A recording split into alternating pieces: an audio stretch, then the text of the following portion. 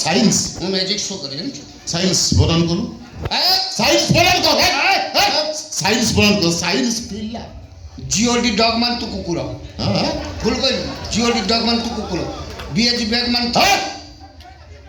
ଏତେ ଶୀଘ୍ର ପାରୁଛୁ ମୋ ଘର ଚାଇ ପଳେଇ ଯା ମୁଁ ଯିବି ନାହିଁ ପଳେଇ ଯା ନହେଲେ ଗୋଳା ଧକ୍କା ଦେଇ ବାହାର କରିଦେବି ତୋର ଏତେ ସାହସ ତୁ ମୋ ଘର ଲୋକଙ୍କୁ ଅପମାନ ଦବୁ ମୋ ବାପା ଭାଇକୁ ବାହାରକୁ ଯିବାକୁ କହିବୁ କଣ କହିଲ ବାପା ଭାଇ ବହୁ ତମେ ଆମ ଘରକୁ ବାହା ହେଇ ଆସିବା 5 ବର୍ଷ ହେଇଗଲା এই 5 ବର୍ଷ ଭିତରେ ତମର ଏଇ ବାପା ଆଉ ଭାଇ କୋଉ ଦିନ ଗୋଟେ ବିସ୍କୁଟ ପ୍ୟାକେଟ ନେଇ ଏ ଘରକୁ ଆସିଛନ୍ତି ନା ମୁଁ ଆଉ ବଞ୍ଚିବିନି ମତେ ବିସ୍କୁଟ ବୋଧେ ମୁଁ ପିଇକି ମରିଯାଉଛି କି କଥା ତୋ ଶ୍ୱଶୁର ବିସ୍କୁଟ ଖାଇବାର ବୟସ ଅଛି ବିସ୍କୁଟ କ'ଣ ଖାଇବ ମୁଁ ଗୋଟେ ଅମୁଲ ଡବା ଆଣି ଦେଇଦେବି ମୁଠେ ମୁଠେ ପାଟି ଅବତ କର ତମ ବନ୍ଧୁ କରିବାକୁ ଠିକ ଚାଲିଛି ଭଲରେ କହୁଛୁ ମୋ ଘରୁ ବାହାର ଯା କହୁଛୁ ଓ ଶ୍ୱଶୁରଜୀ ଲିମିଟରେ ରୁହ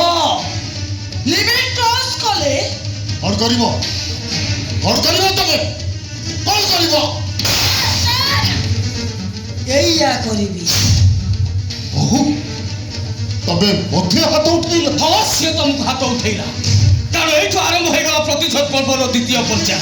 ୟା ପରେ ତୋ ଉପରେ ସବୁ କଣ ହଉଛି ଆରେ ତମମାନଙ୍କର କଣ ହେଇଛି ତମେ ସବୁ କଣ ପାଗଳ ହେଇଗଲ ସେଇଦିନ ମୋ ମୁଣ୍ଡଟା ଖରାପ ହେଇଯାଇଥିଲା ଯୋଉଦିନ ମୁଁ ଶୁଣିଲି ମୋ ବାପା ଚଳୁଥିବା ଟ୍ରକରେ କିଛି ଲୋକ ନିଆଁ ଲଗାଇ ମୋ ବାପାଙ୍କୁ ଜିଅନ୍ତା ପୋଡ଼ି ମାରିଲେ ମୋ ବାପାଙ୍କର ଖାଲି ଏଇଆ ଭୁଲ ଥିଲା ସେ ସେଇ ଟ୍ରକର ଡ୍ରାଇଭର ଥିଲେ ଯୋଉ ଟ୍ରକରେ କିଛି ଗୋରୁ ଚାଲାଣ ହଉଥିଲା ଆଉ ସେ ଟ୍ରକରେ ନିଆଁ ଲଗାଇଥିଲେ କିଛି ବଜରଙ୍ଗ ସେନା ଆଉ ସେଇ ସେନା ନେତା ଥିଲା ତମେ ତମ ବନ୍ଧୁ ବାସୁଦେବ ପଣ୍ଡା କିନ୍ତୁ ଆମେ ସେ এই ରଙ୍ଗ ପଣା ମନେ ପକା 25 ବର୍ଷ ତଳର କଥା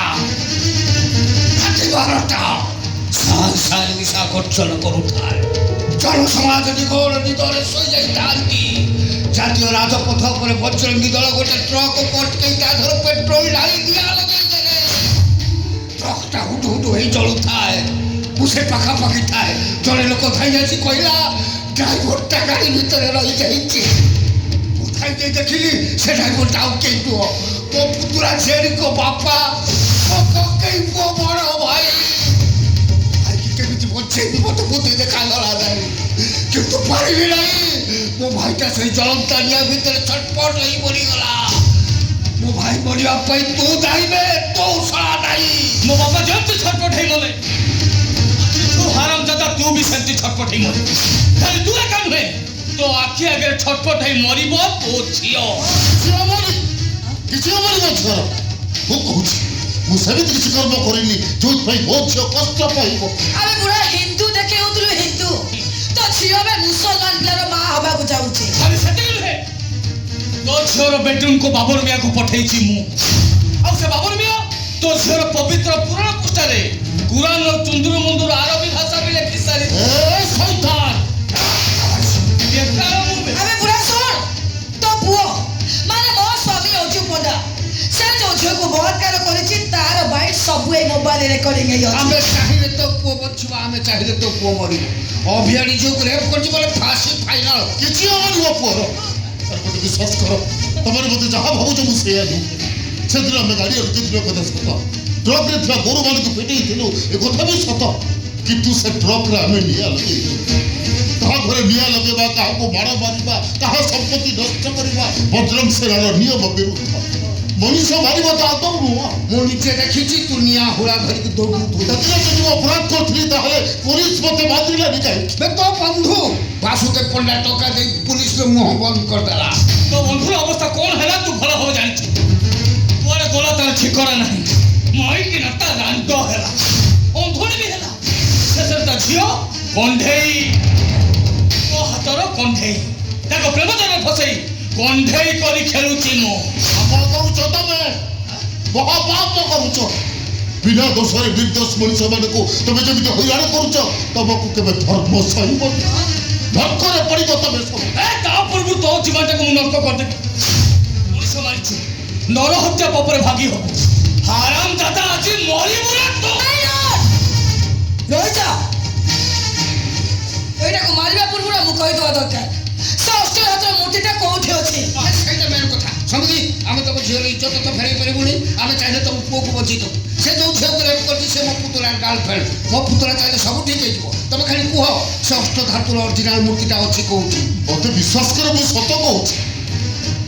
ମୁଁ ସେ ମୂର୍ତ୍ତି ବିଷୟରେ କିଛି ଜାଣିନି। ଏ ତମେ ଠିକ ଜାଣିଛ, କାହିଁକି ନା ଗତକାଲି ରାତିରେ ମୁଁ ଠିକ ଶୁଣିଛି ତମେ ବାପ ପୁଅ କୋଉଟେ କଥା ହଉଥିଲ। କଳା ଶାନ୍ତ ମୂର୍ତ୍ତି ଅଷ୍ଟ ଧାତୁରେ ତିଆରି, ଏମିତି କିଛି କଥା ମୋ କାନରେ ବାଜିଥିଲା। ଆଉ ମୁଁ ଆସିଲା ପରେ ତମେ ବାପ ପୁଅ ନୀରବ ହେଇଯାଇଥିଲ। ତମେ ଠିକ ଜାଣିଛ ସେ ମୂର୍ତ୍ତି କୋଉଠି ଅଛି। দেখ মুন্ডুକୁ ଜମା ଗରମ କରନା, ଭଲରେ କହ ସେ ମୂର୍ତ୍ତି କୋଉଠି ଅଛି। ନହେଲେ ଏମିତି କେବଳ ହାତ କଥାବାର୍ତ୍ତା କରୁଛୁ, ଅନେଇଲୁ ତାପରେ ଗୋଡ଼ ବି କଥାବାର୍ତ୍ତା କରିବୁ। କଣ ମାରିବ? ମାରି ଦବ ତ? ଆସ ଆସ, ମାର ମତେ, କିନ୍ତୁ ଶେଷ ପର୍ଯ୍ୟନ୍ତ ସେଇ ଗୋଟିଏ କଥା ଶୁଣିବ। ସେ ମୂର୍ତ୍ତି ବିଷୟରେ ମୁଁ କିଛି ଜାଣିନି। ଜାଣିଲୁ ରାଜ ବାବୁ ପଛରେ ତ ଆମେ ସେ ଖେଳୁଛୁ।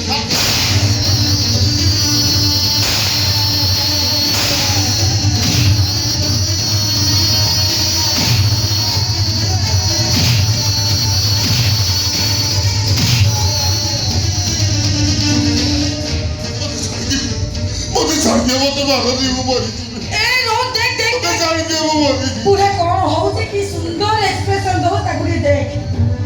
ବାବା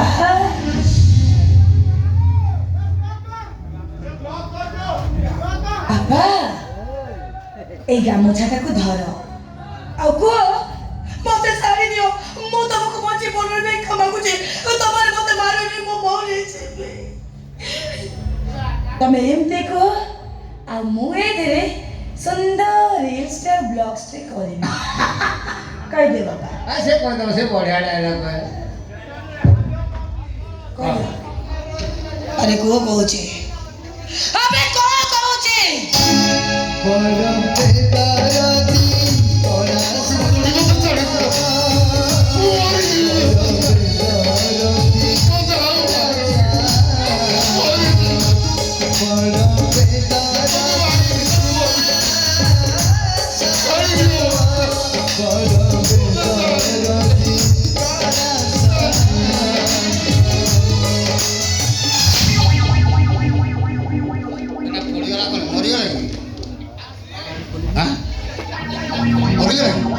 ওকে